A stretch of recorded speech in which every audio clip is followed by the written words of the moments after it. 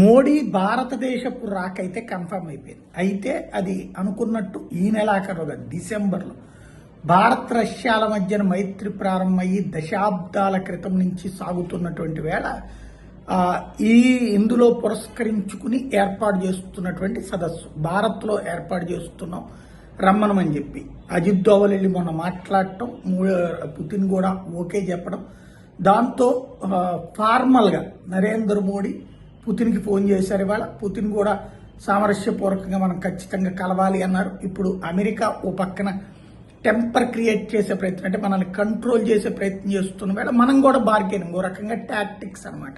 అరే పోరా గొట్టా, నువ్వు లేకపోతే మాకు ఇంకొకళ్ళు ఉన్నారు, నీకంటే ఎన్ని ఆయుధాలు ఉన్నాయి, నీకంటే 4 ఆయుధాలు ఎక్కువే ఉన్నటువంటి రష్యా వాడు మాకు ఫ్రెండు, ఆర్థిక పరంగా నీ మీద డిపెండ్ అవ్వాల్సిన అవసరం మాకు లేదు. అదే సందర్భంలో మా మిత్రుడితో మాకు సంబంధాలు బాగున్నాయి కాబట్టి మా సమస్యలను వాళ్ళు పరిష్కరిస్తుంటారులే పో అని చెప్పేటటువంటి ఒక రకమైనటువంటి, అంటే అమెరికా మనల్ని బ్లాక్మెయిల్ చేస్తుంటే మనం రివర్స్లో వాళ్ళకి టీచ్ చేసేటటువంటి ఎత్తుగడ ఇప్పుడు నడుస్తోందనమాట.